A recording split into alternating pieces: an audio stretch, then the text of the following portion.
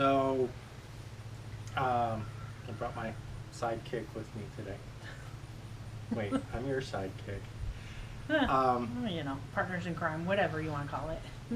So I wanted to do a video where we're not just walking around the farm and saying, hey, this is what we're trying to do and not getting it done. And I had an idea for this video, and I kept it from Christina because I wanted her perfectly candid opinions on everything. So, are you ready? I'm ready. All right. So, number one, welcome to the video.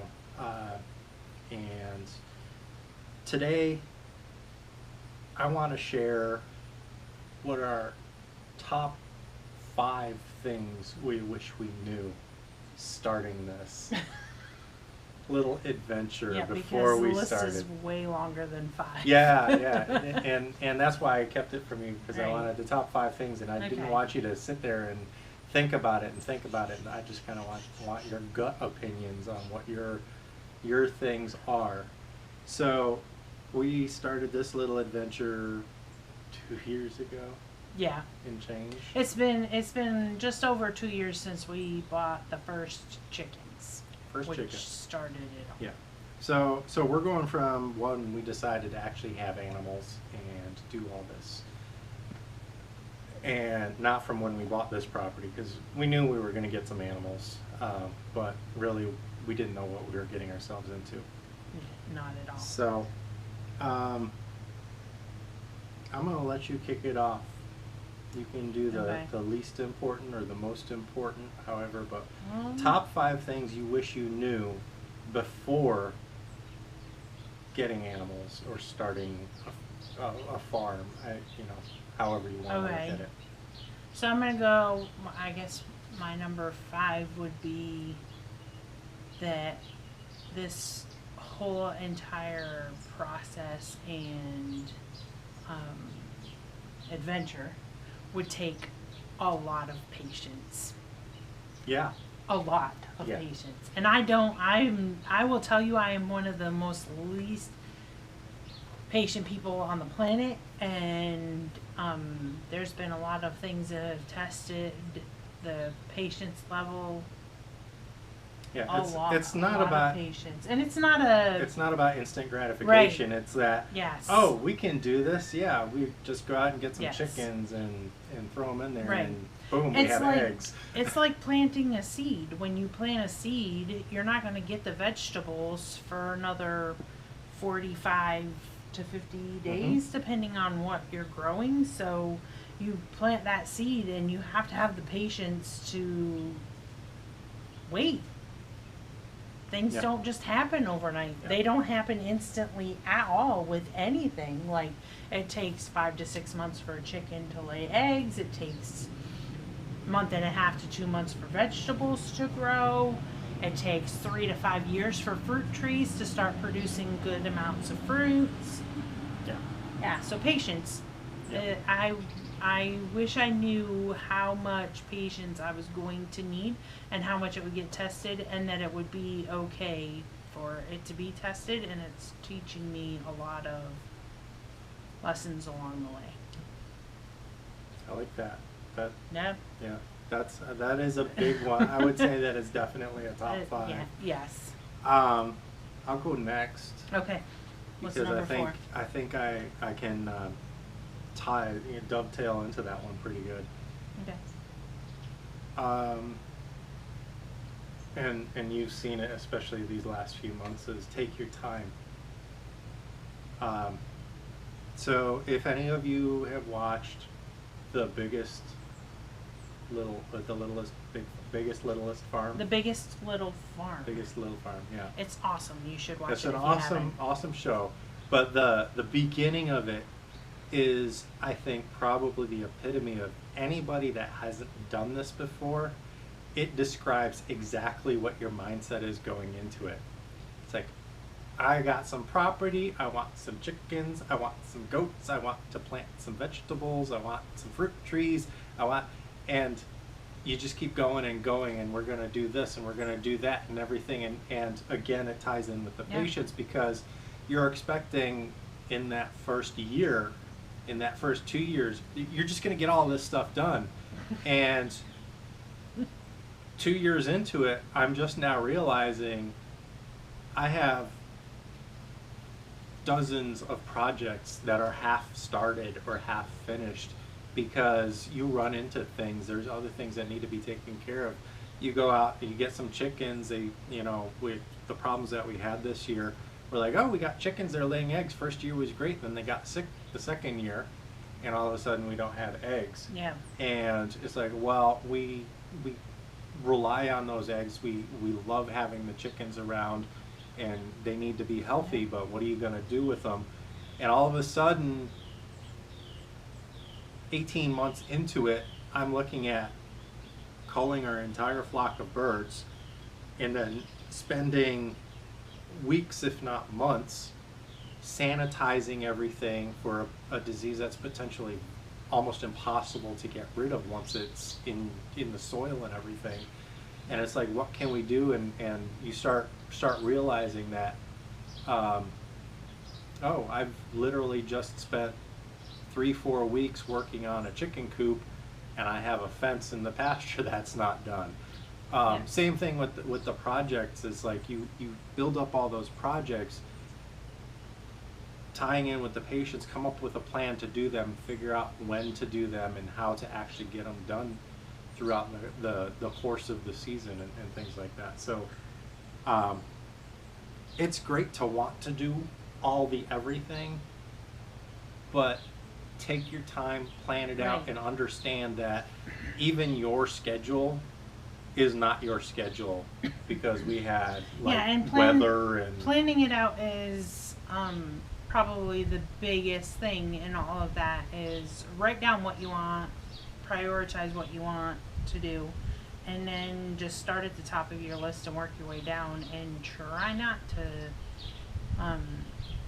get frustrated if it takes longer to do a project than you thought it would, because some projects do take a lot more time, and when you're 1 or 2 people working on a project, it can take even longer. And when you have a full-time job outside the house, it can take even longer. And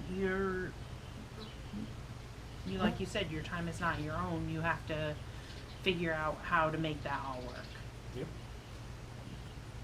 You get the next one. Oh, number 3, the weather controls everything. Everything. I'm not even kidding you. Including your wallet. Yeah, it really does. Like, if you're not willing to work in the rain, or deal with monstrous ice storms that take down a big chunk of your forest,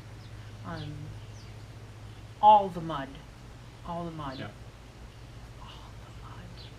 then it's probably not something that you should think about doing if you're not willing to deal with the rain. Sorry, there's like a little bee flying around me right now. Yeah. It does control everything, and depending on what climate you live in, your windows of opportunity for things change too. So like here we have a longer growing season, which is fantastic because we can grow vegetables. We still have vegetables growing, and it's almost the end of October.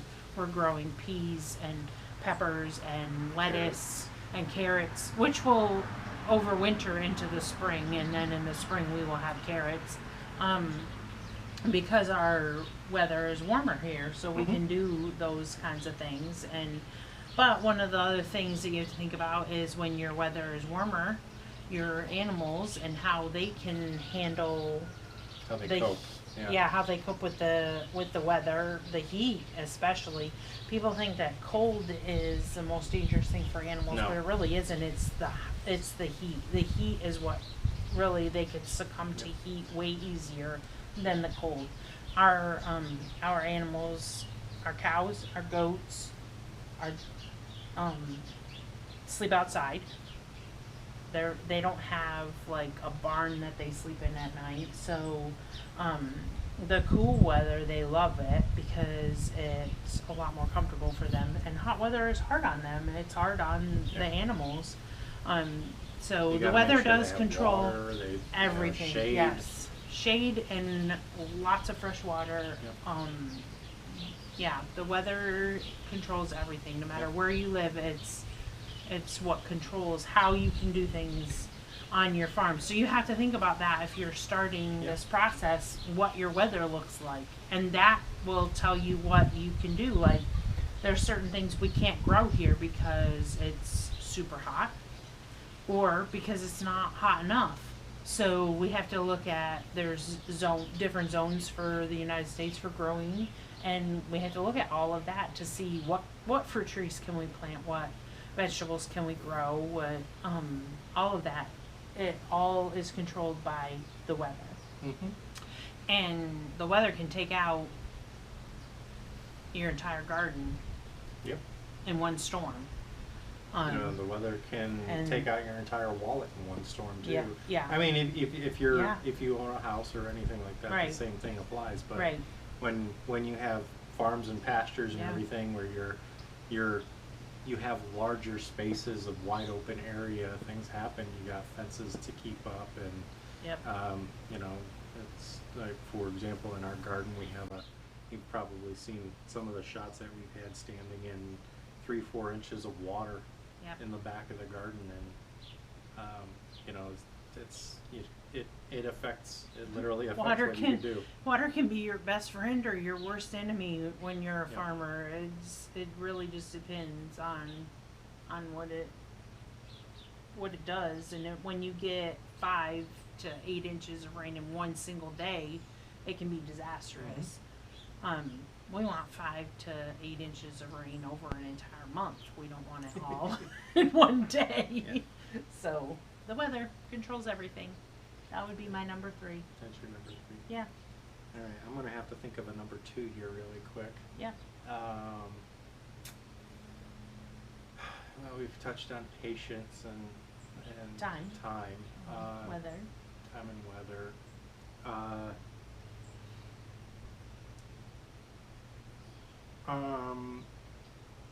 I would say the number 2 thing is, it's not so much experience, but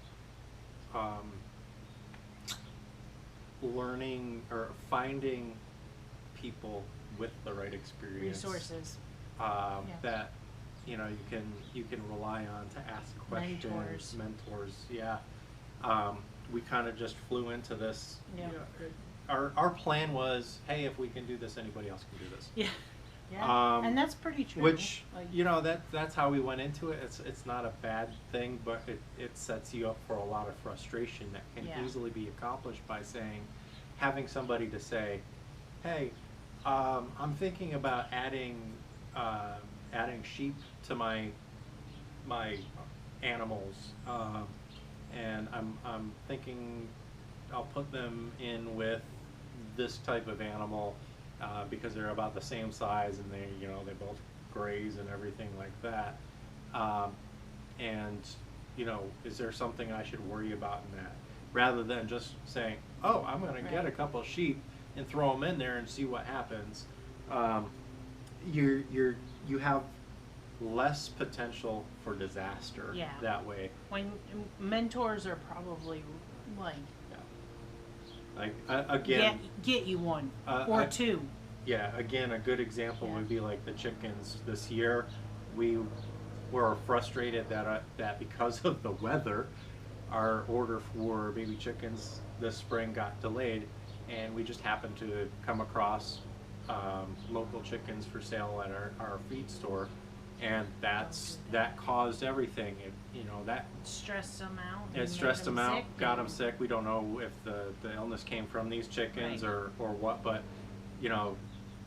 if somebody were to come to me and say, hey, I'm thinking about adding some chickens to my existing flock, and I have a neighbor down the road who has this, do you think, is there anything I should worry about? Because I'm fairly new at this. I'd be able to look at them now and say, don't do it. Yeah. Unless you know for sure where those chickens came from, things like be able to just kind of explain why. Yeah. You know, Because even after quarantining ours, because we grew Yeah. them up, they were they were separated several months. for a few months before they were old enough to even go into the coop. They were quarantined and all that stuff, and we still made a big mistake Yep. that probably cost us. We don't know for sure. We don't know what happened. Mhm. But just the stress of adding those babies to our coop could have made our girls' immune systems Yep. go down and more So susceptible. I mean, to, it's more than sick. just chickens. It's Yeah. like, you know, So like when you make changes like Yeah. that, you need to kind of know what you're doing, or at Right. least have a good direction. And when we first started, I said we would never give pigs and cows. Yeah, right. But then we started researching. First we researched and then we looked for. And we found people that were willing Right. to explain to us, like before we got Maya, we had a phone call with Yeah. the breeders. Like an hour and a Yeah. half long. And they phone explained call, to yeah. us, we explained what our plans were, and they said, okay, well, if you're going to do that, first off, I wouldn't suggest doing this, or this. But if you do want to do what you are planning on doing, then we would suggest you start like this, and this it would be your next step. And then if you're going to breed them, this is what you're going to do. You're going to want to start, you know, things like that, where they took the time to talk to us, and then we established a relationship over the next several months. Yeah. And then we were able to jump in. And Amazing mentors. I'm still to this day keeping in touch and asking questions, and they're nice enough to also provide basically a public service to on their Facebook pages and in their Yeah. groups and stuff, to be able to just Yeah. share their knowledge, because that's what they want to do. But they have, you know, they're busy, but they are willing to take time out of their day to answer your questions, no matter how many Yeah. times it's been asked. Mentors. You know, like they are I would say one of the most important things for you to have. Yeah. Number 2, definitely. Yeah. Mentors. You have to have people who are willing to give you their time to answer questions that you have. And sometimes that's even going to be like You don't want to know what that was. yeah, probably not. Sometimes it's gonna be even like if our cow gets pregnant and starts having a baby in the middle of the night, and we're in the middle of delivering a calf and we have a problem, those are the mentors we know that we can call on the phone. I literally just pick up the phone and call them, and they'll Be like, hey, able to can you us help through walk it. me through what I'm about to deal with here? And they will. Mentors and resources are definitely invaluable. Guess what? We're at number 1. You get number 1.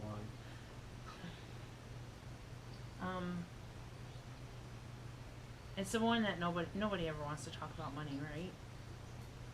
But if you don't have financial resources to do it, then you ain't gonna be able to do it. Yeah. Everything costs money. We know that. So when you're making decisions about what you want for your farm and how you want your animals raised and all that stuff, everything costs money. Which everybody knows that, right? Stuff costs money, and farming is definitely expensive. And There's always something. yeah, there's always things that pop up. But for me, like, it's things like comparing feed prices and finding the things that are important to us are for them to be non-GMO, organic when possible, local as we possibly can. Like our hay comes from a guy like A few miles down the road. He's like 3 or 4 miles away from us. Supporting other local farmers and their endeavors by buying hay from him, by going to the local feed store and buying our feed from there instead of the big box store, we're paying a little bit more for some of it, but some of it is actually cheaper. Mhm. So, like, those things are all things you want to think about, like how you want to raise your animals. Knowing, okay, so one of the things that I've noticed is that in some areas there is not a livestock vet. We are really blessed to have one right here in our county, a big operation in our county. Mhm. So, and they will come to our house. So when we first got the ponies and we noticed that Peanut had like this really crazy wheezing sound, and we were new to ponies.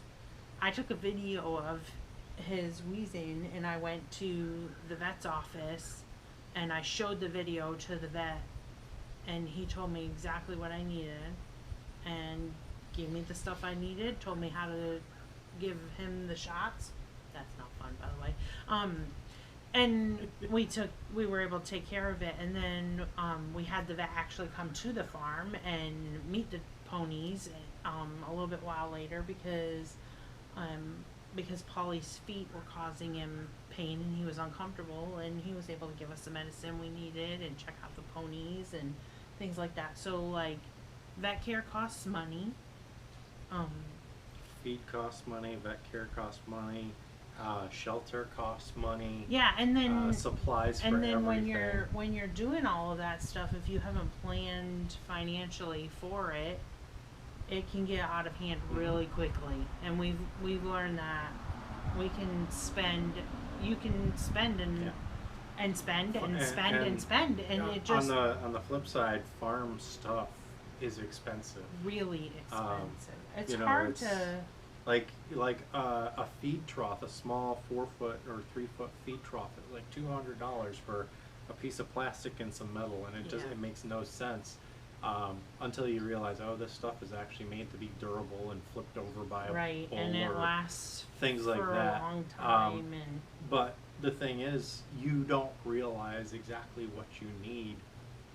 You can DIY a lot of stuff, right, but and even we have even that it gets expensive. Yes. You know, it's you. lumber prices. Well, yeah. I mean, this past year, lumber prices kind of went through the roof. So we but- stopped building Yeah, stuff. We and- had to put things on hold because exactly, it with- was too with expensive. the whole so patience and everything. yeah, that's that And patience and you look at it and you're just it's stressful because Mhm. you're not getting things done, and Right. you run into that. Yep. But yeah, it's it's expensive, and not only in money but in time. Yes. You know, it's So you're- I joked around that I would rather buy feed for my animals than go get my hair done. I'm not kidding. I haven't had my hair done in a long time. I stopped dyeing my hair to save money because I want the best for our animals. I want to be able to provide them good feed. I want to be able to provide them good shelter. I want to make sure that we're doing everything we can to keep everything as natural as possible here. That is one of the things that was really important to me and to Dan when we started this process, was that we weren't gonna we're go not the an cheapest industrial route. farm. We're not a factory farm. We weren't gonna go the cheapest route because we knew the cheapest route wasn't necessarily the healthiest route. So we rescued some of our animals. We bought some of our animals. But even when we rescued animals, money still exchanged hands. People don't typically just give away farm animals. They don't do that very often.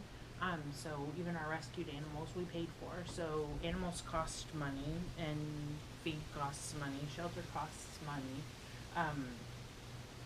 When the well went up, Dan had to figure out real quick how to fix that because the well water is what we use to give our animals drinking water, so we're not giving them the chlorinated city water that comes through our pipes to our house. We wanted that better water for them, but it's also less expensive for us to give them water out of the well Mhm. versus out of the tap.